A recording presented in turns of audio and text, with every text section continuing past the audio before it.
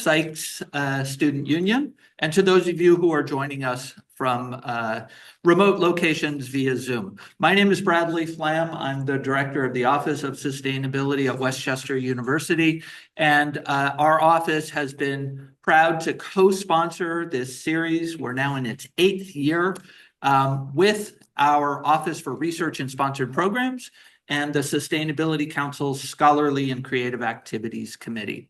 This is the 9th presentation in our program of 12 presentations. For those of you who are here in person, we have some copies. There are still 3 presentations the next 3 weeks. Join us every Wednesday at noon. For those of you online, you can find a copy of the program on Westchester University's Office of Sustainability's website.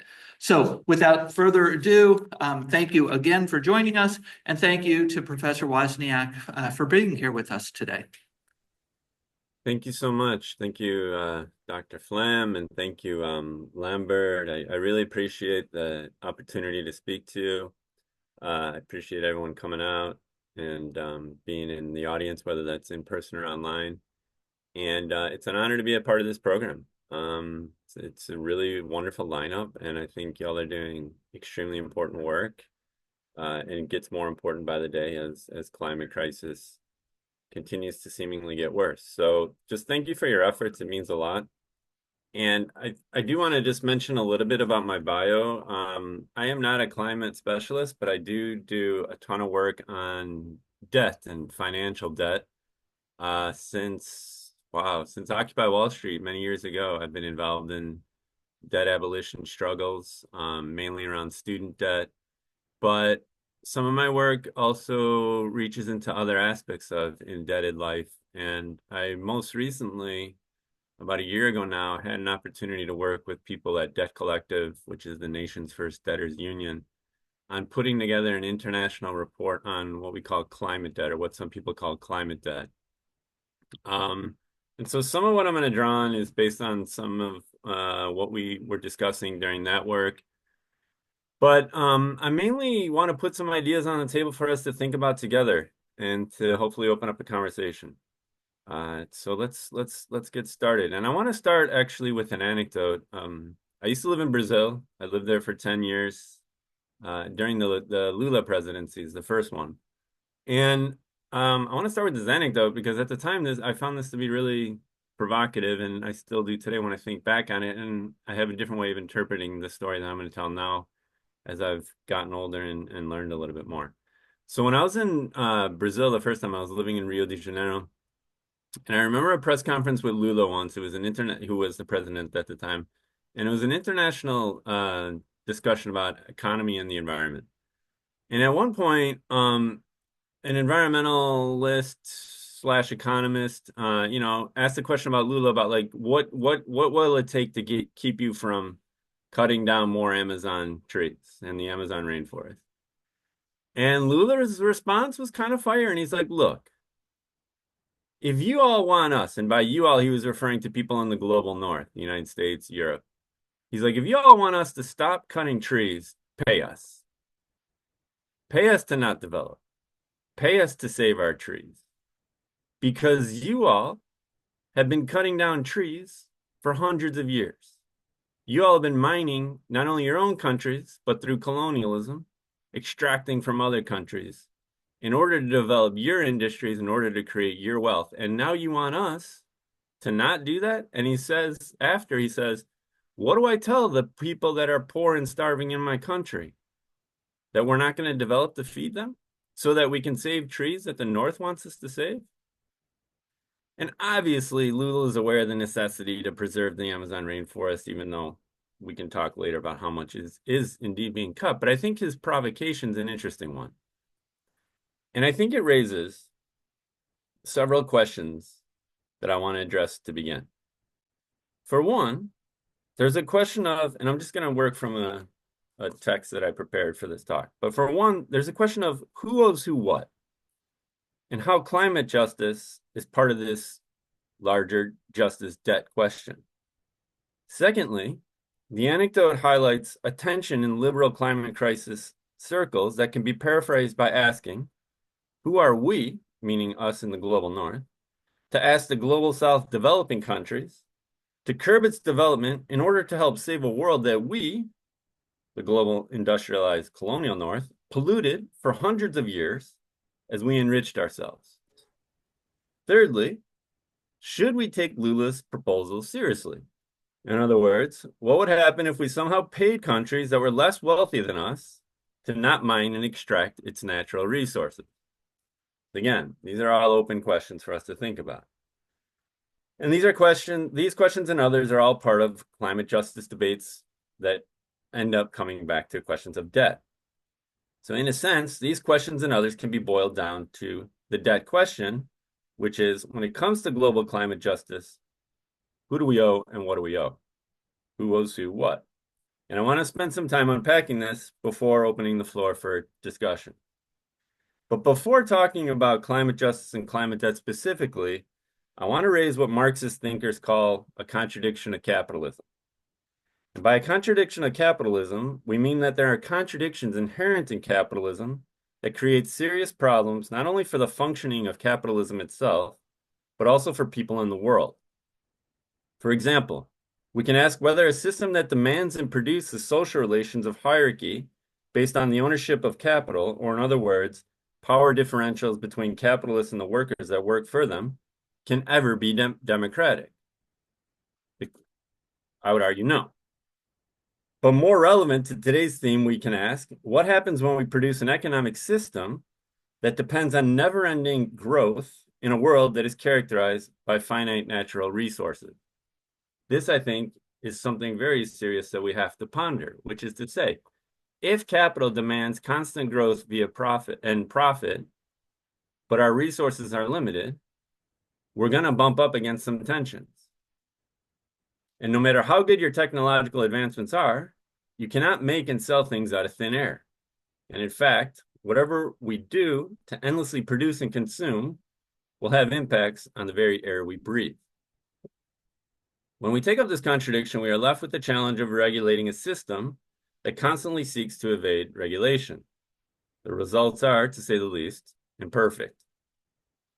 Climate justice advocates often make the case that if we are going to live in a capitalist system, and for what it's worth, many argue that we shouldn't and that we need a new one, then at the very least, we have to think about ways to redistribute not only wealth, but also the outcomes, both good and bad, of production and consumption.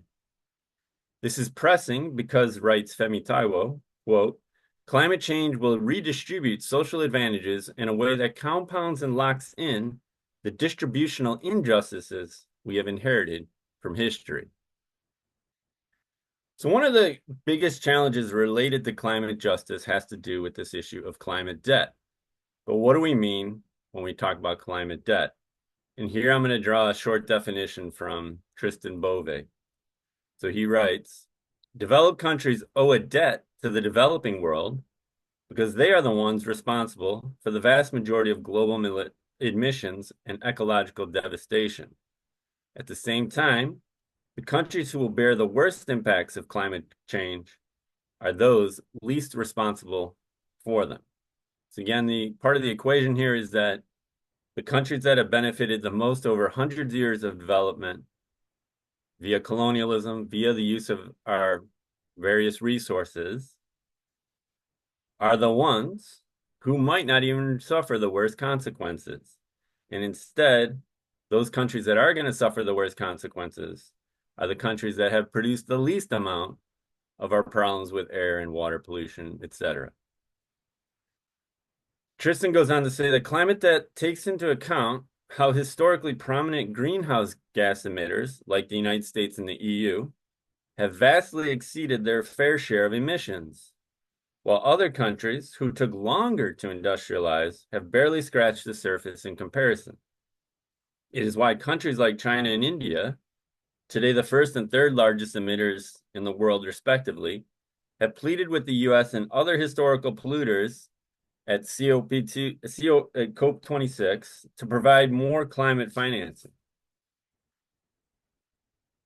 One of the things that climate debt discussions take up are several issues at the same time, and I want to just go through some of those right now.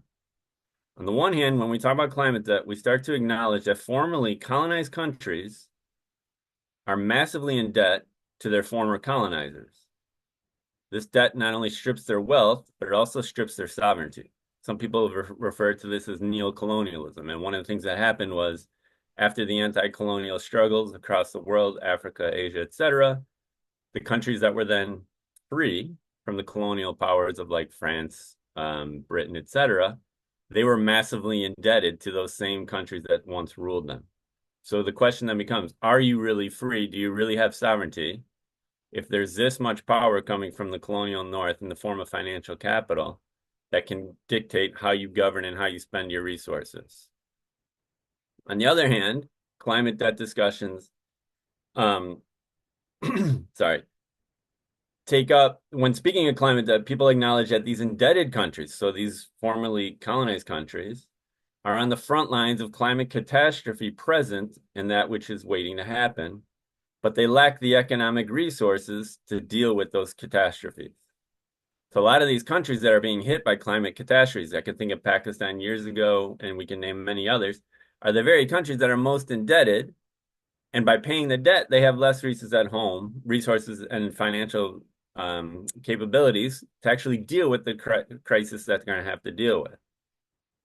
Further, the indebted countries didn't produce the climate catastrophes of today or tomorrow. And again, we think of air and water pollution, the way that they mined or didn't mine, who did the mining, were these companies from the global North, etc. So it's unjust that they have to deal with them alone. For example, according to the African Development Bank, Africa holds 15% of the world's population, is responsible for around only 3% of global energy-related CO2 emissions, and yet is currently forced to shoulder nearly 50% of the estimated global climate change and adaptation costs. There's a huge imbalance here.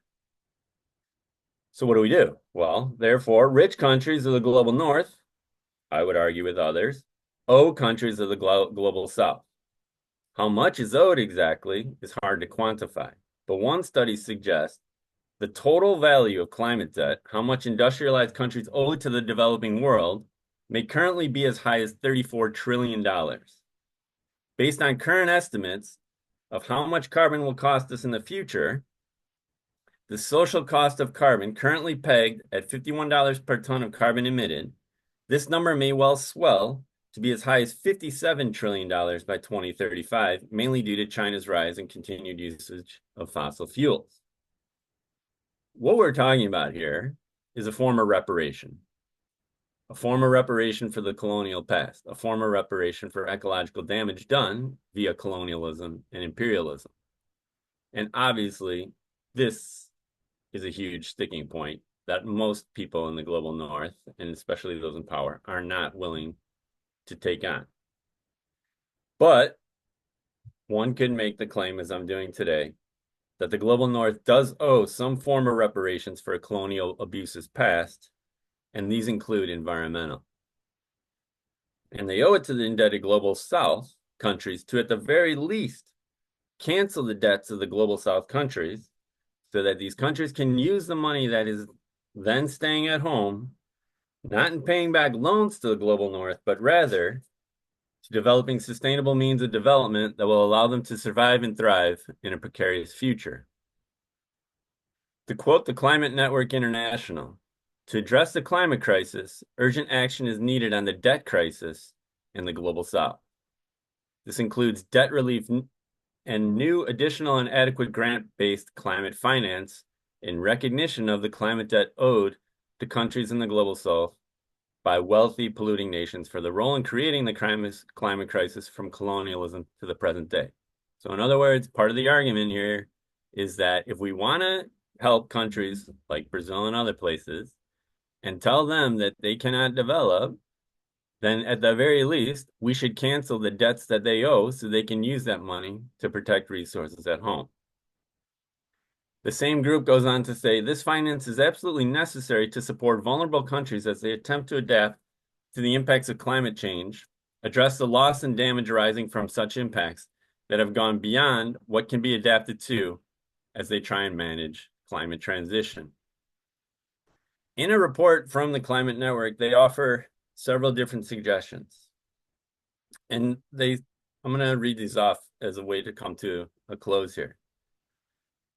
One of the things they say is that we need to provide, and this is through the International Monetary Fund or World Bank, but then we need to provide debt cancellation for all Global South countries that need it across all creditors, including ensuring that private creditors take part to free up resources for climate action and other national needs, and to ensure that countries are not trapped in fossil fuel and other extractive sectors. They also say that we need to cancel debt when climate extreme events strike. Suspend and cancel debt payments when a climate extreme event takes place, so countries have the resources they need for emergency response and reconstruction without going into more debt. And here we can think of Puerto Rico and what happened to Puerto Rico with both a hurricane and earthquakes. Puerto Rico is massively in debt to the global north. What compounded their struggles was the debt when the natural disasters of hurricanes and earthquake hit. So how is a country, or in this case, territory that's massively indebted, supposed to deal with hurricane and other natural disasters with little resources? This is part of the big problem. We could talk about this across the world. The report also goes on to say that we need to provide significantly more, better quality, new and additional climate finance so countries are not forced into more debt to pay for a crisis they did not create, including establishing and delivering on a new climate finance goal as a part of the new collective quantified goal for climate finance and a loss and damage finance facility. We need to acknowledge, though, geopolitical realities, power differentials that are preventing this.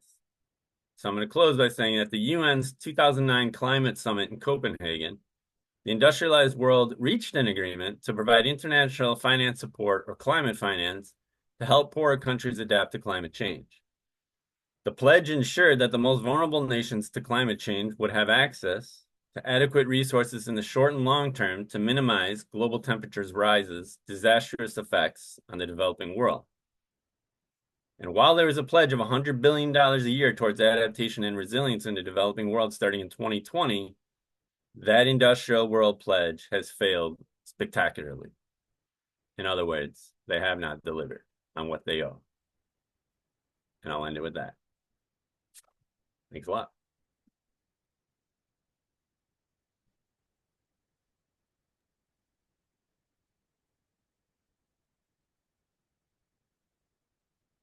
So what do we do? Thank you. I'm sure we'll have questions here in the room, but if some of our audience, let me change the view here so we can see the rest of the group, has questions, please just unmute yourself or raise your hand.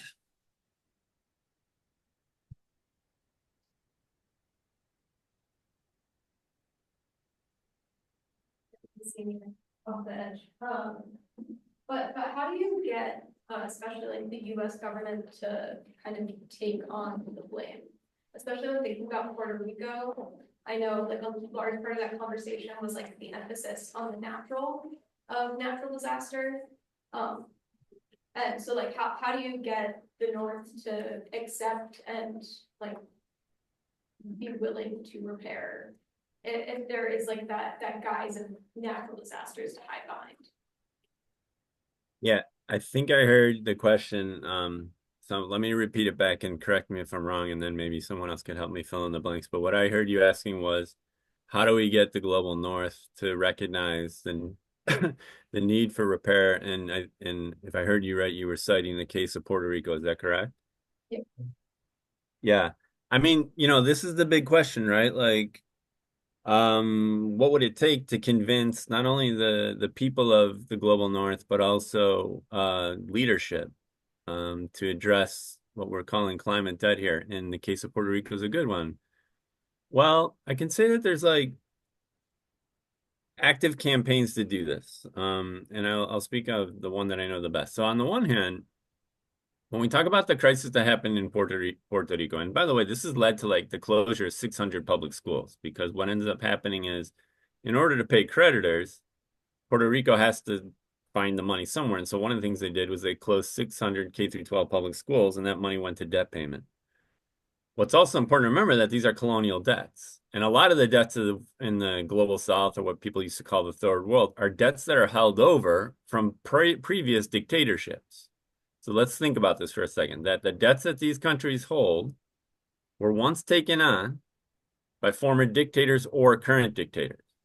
And the global north lended to them knowing this. So why should people today have to pay the debts that dictators took on? That type of argument is very common in like debt cancellation efforts around the world. So there are a lot of, and this is called oh my God, I'm forgetting odious debt. And so the odious debt argument is something that's been around for quite a while now, and there's efforts around the world to cancel debts for that reason and otherwise. But part of the challenge is like, how do you convince the public? How do you convince the public to build power? Because this is always a question of power. What would it look like to build the type of power that could actually have leverage, both in the global north and the global south, to demand debt cancellation? And that the money that would be saved to be used for sustainable development, or call it what you will. And honestly, a lot of this comes down to like two things. One, how do you shift the narrative around this? So part of the work of talking about climate debt is like to actually shift the narrative, and in shifting the narrative, you start to slowly shift consciousness of the people. But then it comes down to like, once you're able to shift narrative, what groups are you going to draw on that can make demands to make this a reality? And so some of this comes down to this like basic stuff, which is how do you organize power to push back on the powers that be? And that's where you have to ask the questions like, how are labor unions engaging in this? How are social justice efforts focused on some of these questions? And what does it look like to try and bring these groups together? Where do you bring these groups together? These are all big questions that like I work on, but I don't necessarily have like the magic solution to. So I think at the best, like, you know, there's this whole thing about like start local, think global, all that. And I do think it's important that on at least a local level, we ask the questions of like, all right, what do we do here where we are to shift narrative?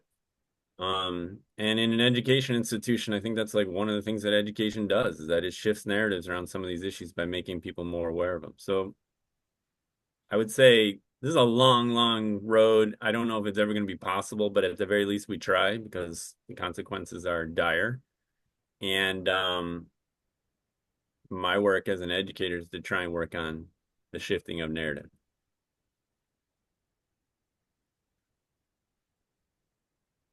What are the institutions globally that would have to have the pressure points put on them? Magic governments and the extra governmental organizations like the World Bank and the IMF. And where is this being held in multi national corporations as well? Yeah, that's a really, really, really important question. So when we start to talk about, for example, who owes the debts, there are a lot of cases where the creditors are located in the United States. And so we could, you know, technically and theoretically, and this has happened actually, have campaigns against some of these creditors, and to try and put pressure on some of the creditors that are here. Yeah, the private creditors, right? So part of the private creditors that are in the United States, there are campaigns to try and like put pressure on them, organized by various groups. So I was involved in one with some folks from Argentina, because Argentina has massive debts, where they were able to locate in New York City, for example, which creditors were holding Argentine debt, and which creditors, in fact, were taking the Argentine government to court in order to sue for different types of debt payment. And they were forming international solidarity campaigns to try and put pressure on some of those creditors. And what does that look like? It looks like anything from like trying to get people to withhold work, to trying to get people to withhold debt payment, refusal, etc. But that only works if there's like critical mass. The question of like, if whether or not governments hold debt of other countries then becomes questions of like, how do you raise awareness on the state, local, and national levels, right? And like, what does it look like depending on where you are? Let's just, for now, say the United States is still a democracy. So this would engage in like questions of like, what would it mean to have campaigns with senators, with House representatives to put forth bills for debt cancellation in the global south? This has happened in the past before with like different Jubilee efforts. And then it gets into the question of like, how much power do you have on the local level? I do want to point out like one interesting like national, this doesn't have to do with international relations necessarily, but there are like current campaigns right now that I'm involved in that are trying to get what we're calling like green financing for K through 12 schools in the city of Philadelphia and elsewhere. And what it would look like to try and get city officials and other groups to transition from the ways that K through 12 schools are funded. And green financing, you know, under the Biden administration, there was actually in like Build Back Better, quite a lot of money dedicated to that. In terms of like, sorry, different grants from the government that could be used for K through 12 schools to like do solar, to do other things. But that amongst other things are, you know, either gone or drying up. So that would be some of like, you know, the global, the national, and then on a very local level, some work around like schools. But I think the question about like pressure points is absolutely vital. And part of this comes down to like, how do you first identify who owes what debt and to whom? And then finding out like, well, how are they vulnerable to different types of campaigns? In the case of Puerto Rico, you know, like some of the biggest holders of Puerto Rican debt are people that are invested in Yale University. So you start to see these really, well, questionable connections between like the investments that universities make along that are tied to some of the global debt regime.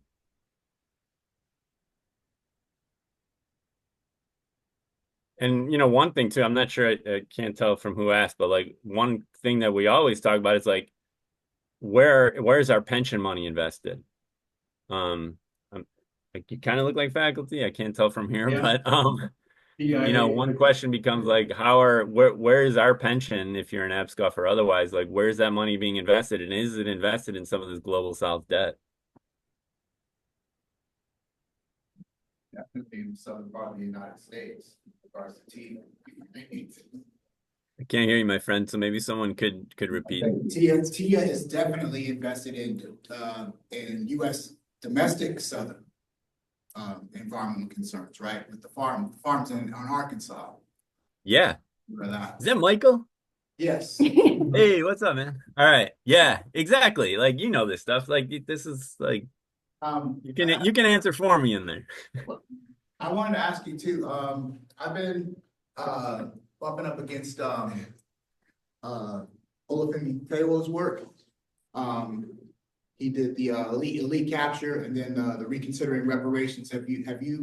So how much is your work in conversation with, but you mentioned reparations. He has a sort of like different frame for how he thinks about reparations. And I'm wondering if you're familiar with that frame and how the way you're using the term sort of like aligns with or diverges from his use of the term. Yeah, 100%. In fact, I quoted from Femi early on, just one line. And, you know, he has an essay that I quoted from in the Boston Review about reparations. So I just want to be clear, like my area of when I do like debt work is not on climate debt. This is like new stuff for me. And I took the opportunity to like investigate. But Femi, Femi works very closely with Debt Collective, and in fact is one of the co-authors of the report that we're putting out on climate debt.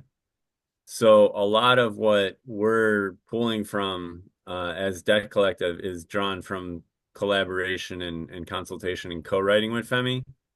So his work is absolutely essential, and the way that he is thinking about reparation is definitely in the background of some of what I've been talking about, but also the work that Debt Collective is doing. So I think like if you let people in the audience know about the work that you're talking about, I think that'd be extremely helpful.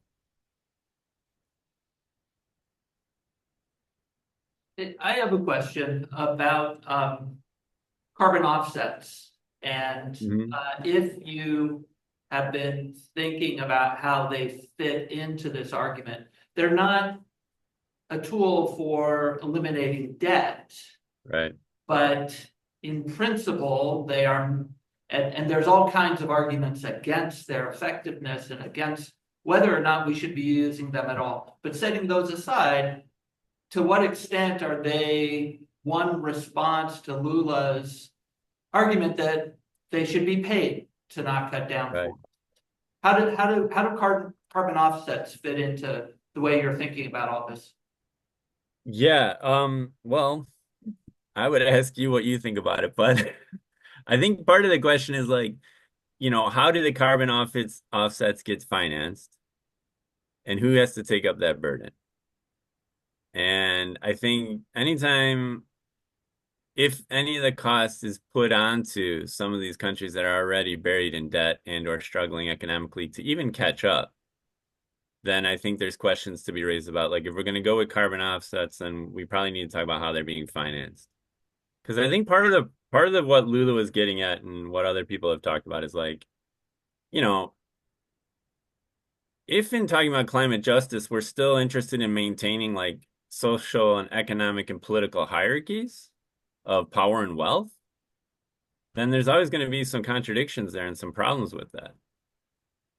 Because why should certain countries be able to, benefit off of hundreds of years of extraction, colonization, et cetera, and then have this expectation that these other countries, to even just survive, need to like invest. Like, why shouldn't the investment come from somewhere else? So I think part of the response that I would offer would be like, well, who's paying for the carbon offset? And whether or not, like, to be honest too, like part of the question is like, can there ever be any type of carbon offset if there's not just massive redistribution of wealth? I'm not sure about that. And especially if we want to maintain like certain growth expectations both in the United States and Europe. Like, to me, it's like one of these contradictions that I mentioned earlier. Like, how like is the United States going to realistically maintain some like growth expectations economically? And without, and if we're going to address climate change at the same time, how does that happen? I just don't see it. Like, there has to be some way of like redistributing wealth that would be call for massive, whether it be reparations or otherwise. So I think that would be some of the ways that I would try and think through that. Yeah.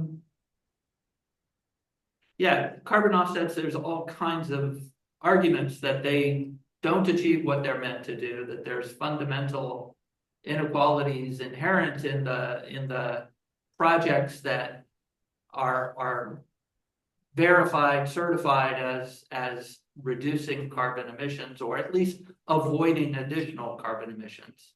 Right. There's some good work coming out of the University of California looking at what it takes for a carbon offset project to actually contribute to both the elimination of carbon emissions that would happen otherwise, and to social equity, self-determination, economic development in the places, and that for them to be effective, they simply have to be much more expensive than they currently are, and they have to involve not just writing checks, but actually getting engaged in the projects and working with the communities and investing in relationships. And all of that is so far beyond what the typical model of an Ivy League university with a large endowment writing checks for a couple $1 million. It just goes far beyond that. Right. Expectation. Yeah. Is that the Climate and Community Initiative, CCI? To be honest, I don't remember. I've heard some of the researchers who are part of that initiative speak at events, but I don't recall. I'll look it up and I'll send that to you. I think it is, and they are actually out of Berkeley, with Daniel Layden Cohen, and they're actually part of the people that I'm working with now around this question that I brought up earlier around like how to make like green schools, K through 12 schools. And it's exactly what you said. There's this where there's a level of like redistribution of wealth, but also like what does it mean to engage community in the projects that actually would make things greener slash more better for the environment. And I think it's worth saying that those folks, a lot of them are coming from like socialist backgrounds. When they make their arguments, like they, and this is where it gets into the first question about like how do we do this stuff. I mean, if one comes out publicly and declares themselves the socialist and I'm gonna like change the climate initiative via that, they're like probably not gonna get much of a hearing. So I know for a fact that a lot of these folks are pretty strategic in how they go about their work in advancing like socialist redistribution and how it impacts the climate in order to like try and actually get things done. Because, you know, yeah, I think this goes into like narrative production and tactical maneuvering and like movement building, and there's a lot to discuss about that. Even the question of reparations, you know, like the ways in which that's been weaponized against folks that have made genuine like Femi, you know, like the ways in which that's under attack by people that want to uphold white supremacy is something that we have to like deal with every day.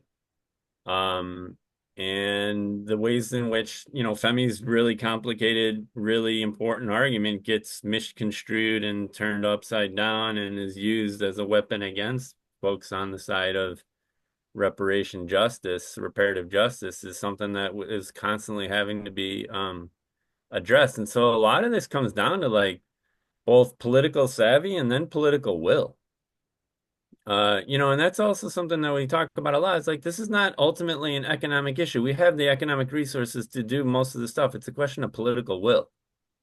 And so a lot of this ends up, you know, like we know what needs to be done. We know the science. We know what we have the money. It's just a question of like where do we get the political will and or impose the political will to make these changes happen.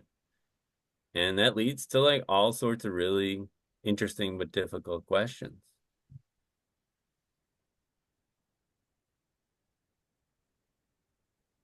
It is. Can I just make one point though about you mentioned endowments, and this is a really interesting thing for us to think through today. I think it is worth investigating, and I think Westchester's, well, I kind of know Westchester's a little different, but I think as people in the university, working at the university, studying at the university, I think it does, we do have a moral responsibility to find out like where universities are investing their money and in what. And whether that be, you know, our universities and or is my union investing in war? Is that where I want my money going if we're going to have this system that we have right now? You know, is the endowment of Yale and Harvard and Columbia, what are they, you know, like I said, they're holding third world debt or global south debt. And so I do think that like if we believe that we often in organizing start where we live or where we work, then I do think it is worth asking questions about like to what degree is the Pesci system or Westchester engaged in some of these practices that are either harming the global south economically or environmentally. And I think that would be a really interesting research project, to be honest. I can't answer those questions, but I do think it would be really interesting for people to take up the question of like, all right, let's look at all the Pesci related investments, and that goes to faculty as well. And where are these investments happening and are they contributing to climate degradation and the continuance of both poverty and dominance via debt in the global south? Those are really good questions, and I know that there have been people at this university who have asked them without responses that allow us to really understand. Yeah. And we've had students who have pushed really hard on the foundation to release information about where it's about a $60 million endowment is being invested, and the foundation simply does not provide that information in a publicly accessible way. And then on top of that, you've mentioned retirement funds. Right. There's all the funds that go into PSERS and into TIA accounts and Fidelity accounts. Yep. And we don't, as far as I know, we don't have that information either. So some kind of research project would also have to be pretty politically savvy in order to actually successfully get the information that you need to understand where those investments are being made. Yeah, and I just want to make one point about this because like I said, I do a lot of debt activism, and you know, I've been involved in a project now for 4 years with labor notes, where what we do is like uncover university debts and how much university debt universities had, and then who holds that debt. And one of the things that you can do with a public university is look up bond agreements. So who holds the debt and how much. But you can also do FOIAs, or Freedom of Information Act requests, because we are public. And I have to tell you that a lot is held in the bond agreement. And I'll give you an example at Westchester University. Y'all remember when there was a housing crisis a year or two ago? There was we were lacking 300 or so rooms. All right, well, check this out. We looked at the bond agreement that our university had with the lenders that helped them build the private dorms. And guess what it said in the bond agreement? And I'm paraphrasing. In order to get this loan, you have to manufacture a housing crisis in the public dorms, meaning you have to close public dorms to make sure that you can fill the beds of the private dorms. I just want people to think about that. It's worth looking into. And people did look into it. And they got some results. So this is the type of work when you get into like this type of financial forensics, we call it, that like revealing some of these ties can be very illuminating. And then the question becomes like, all right, well, what do we do with this knowledge? And honestly, I'm in the union, and as a union member, this is what I want my union to be involved in. I want my union to be asking questions about like, all right, how is Westchester's investments putting my students in deeper debt? Or how are the investments of my union and or the university being used to produce war machines or put other countries? I don't want to be a part of that. But we got to put pressure on where we can.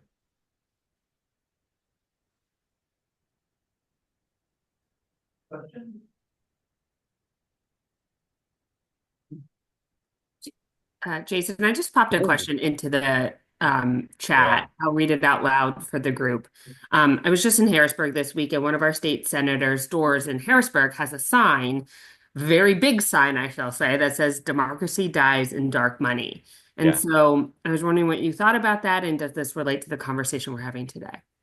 It really does. And I think a lot about this. I teach critical university studies, and I do research on some of this. And there's an amazing book by Isaac Kamola that uncovers it's called dark. He calls it dark money too, and it's the dark money of the Koch brothers, and how the Koch brothers, for decades now, have explicitly, and he quotes all the times they say this, they explicitly saying, Christopher Rufo says this today, we need to take over universities. Because if we take over universities, we being like libertarian and neoliberal thinkers, if we take over universities, we can push that type of ideology onto students. So in their eyes, there's a battle for that terrain. And so one of the things they do is they use money to fund groups like Turning Point and others.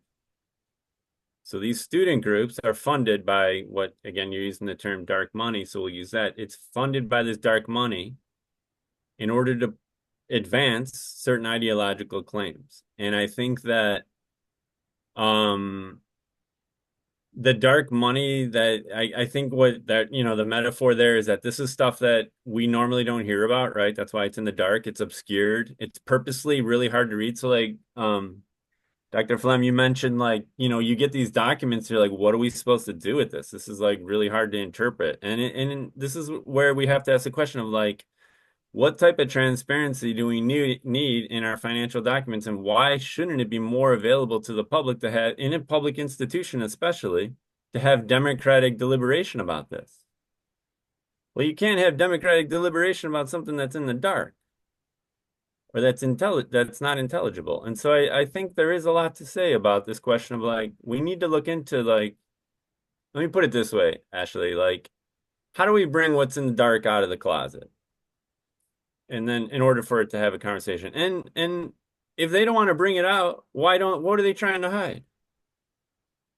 I think we need to like really get into that. And do we really have a democracy if we can't debate like who's funding what and why? I don't think so. And around this is just one last thing about this.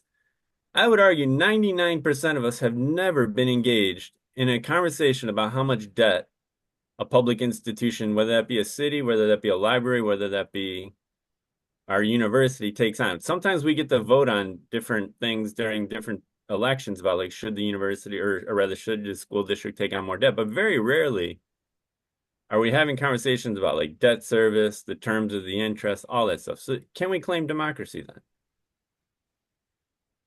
And so I'm a big fan of like bringing what's in the dark out into the light, and then let's see what happens. Let's have honest conversations about it. And I would also argue, yeah, you don't have democracy as long as it's in the dark. The people have to be aware of what's going on in order to have a democratic debate about it. I don't know if that answers your question, Ashley, but Yeah, no, thank you. I thought there were definitely connections from what you were sharing. And I just actually found I took a picture of it on her door because I was just so interested by a lot of things I found in Harrisburg, but that in particular. yeah, I think it's really vital, especially right now. And you know, I think as someone that has lived in what we now call the global South and has a lot of connections there, I do want to say that, you know, oftentimes people from the global North will go to the global South in Nicaragua, Brazil, Argentina, whatever, and we'll be like, well, what do we do? How can we help? And over again, the response I always hear from folks in the global South is please go back and fix your own political system. Deal with the economic realities at home. Like, don't come here and like say you want to participate in Brazilian, whatever. Like, go home and take care of stuff back home. Because what you're all doing up there has an enormous influence on what happens to us.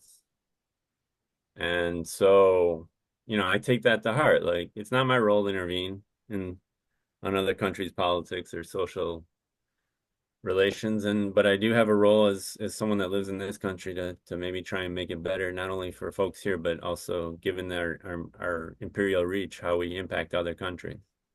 And part of that is through debt, part of that is through credit. So we gotta do what we can there. We are at 12:50, and do you have time for one more question if there is one? Sure, yeah. Any last questions, comments? All right, well, thank you very much. Please join Thank me. you. Thank you.